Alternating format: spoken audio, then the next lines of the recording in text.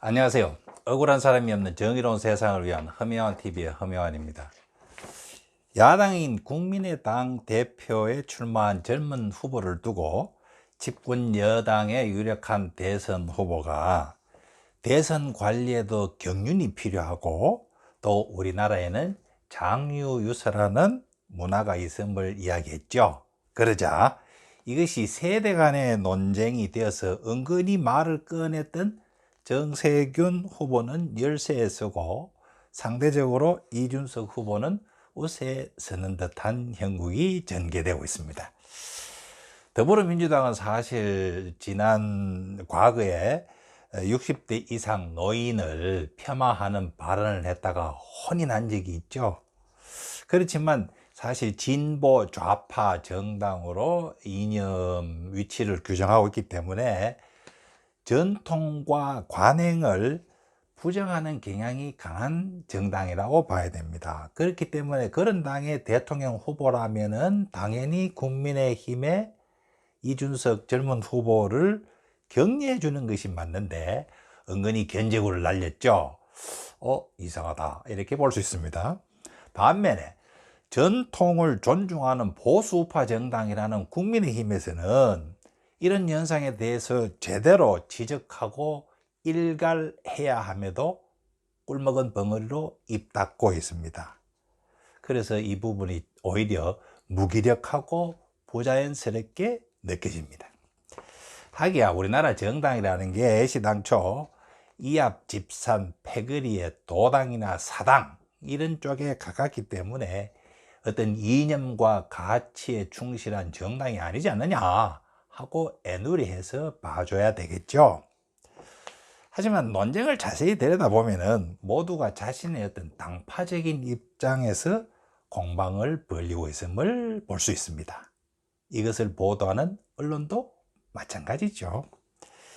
하지만 순수한 지성인으로서 사회와 국가의 어떤 인테리 역할을 한다고 자부를 한다면은 당파적인 입장이 아닌 객관적인 이야기를 해줄 필요가 있습니다. 그게 지식인의 의무자 역할이죠. 그래야 국민들이 헷갈리지 않을 것 아닙니까? 세대 간 논쟁만 나오면은 은근히 노인은 물러나고 젊은이가 나서야 된다 하는 이런 분위기가 강한 것 같습니다. 하지만 우리나라에서는 나이도 분명히 벼슬이죠. 미성년과 성년을 뭘로 구분합니까? 나이로 하지 않습니까? 투표권을 뭘로 주죠? 나이로 줍니다. 제가 둘째 아들이 대학 다닐 때 행사에 한번 간 적이 있었는데 아들 친구라고 이렇게 쭉 소개를 하니까 인사를 하다가 아이고 친구 모양이구나 하고 하니까 이 학생이 정색을 하고 아닌데요 라고 이야기를 해요. 그래서 제가 순간 좀 당황스러웠죠. 그래서 그럼 뭐지 하고 이렇게 물어보니까 1년 선배입니다 이렇게 이야기를 합니다. 사실 아버지 눈에 아들 세대 그 한두 살 차이를 어떻게 구분할 수 있겠습니까? 하지만 자기들끼리는 엄격하게 존재하는 장유유서, 젊은이들의 장유유서 문화를 엿볼 수 있었던 것이죠. 자, 그런데 장유유서를 빼자는 게 공정한 경쟁이라고 이야기를 합니다. 나이가 많으나 적으나 똑같이 경쟁하게 하는 것이 공정하다는 주장이죠. 쉽게 이야기하면 선후배도 없애는 것이 맞다는 그런 주장입니다. 어떻게 보십니까? 짧습니다. 모자랍니다. 기계적입니다. 공정한 경쟁이란 것은 한 걸음 더 나가야 됩니다. 같은 것은 같게 다른 것은 다르게 대할 때 공정하다는 것이 가능한 것이 되기 때문이죠. 보수 정당이라면은 전통적인 관습을 상대적으로 존중하고 배려하는 그런 정당이죠. 사람이 태어나서 학교를 다니고 결혼하고 애를 낳고 직장 생활을 하고 또 부모님을 모시고 퇴직하는 그러한 일련의 삶을 당연한 것으로 받아들입니다. 그게 보수 정당이죠. 그렇다고 결혼하지 않는 사람들을 배척하는 것이냐? 그건 아니죠. 그들도 나름대로 인정해 주는 그런 모습을 보이는 것이 보수 정당의 제대로 된 모습이죠. 남자와 여자가 똑같은 사람입니다. 사람이라는 그런 기준만으로 남녀 간의 육체적인 아니면 생리적인 차이를 인정 안 할 수 없다 하는 것이죠. 그걸 보수당은 인정하는 것입니다. 아버지와 아들은 남자, 엄마와 딸은 여자. 이 남자와 여자라는 기준으로만 보지 않죠. 우리는 전통과 관습에서 나오는 윤리 도덕을 중시하는 것이 바로 보수당의 입장인 것입니다. 그렇기에 남자나 여자나 똑같은 인간인데 여름날 덥다고 같이 우통을 벗자, 이거 주장이 가능하겠습니까?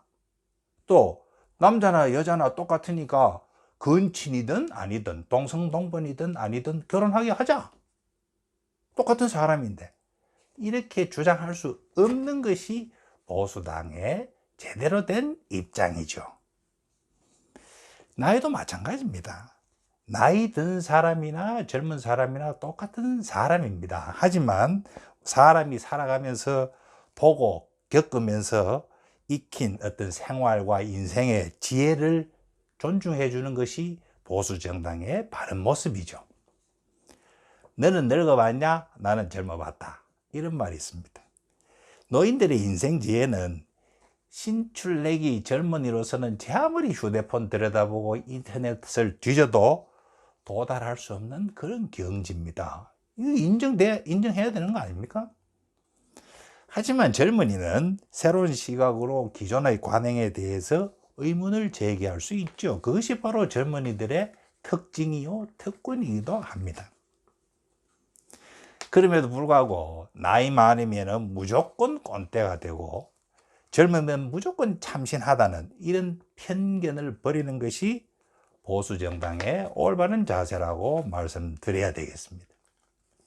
생물학적으로는 청년이지만 사실 주위에 보면 애 늙은이, 교활하고 노회한 청춘들 많습니다.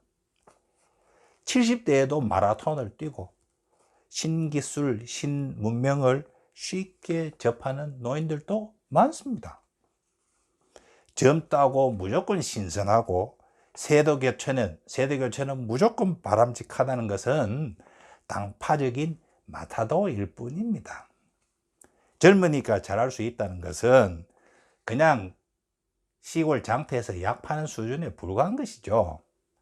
국민의힘 당대표 출마에 언제 연령 제한이 있었습니까? 연령 제한 없이 출마할 수 있었으면 그것으로 족한 것이죠.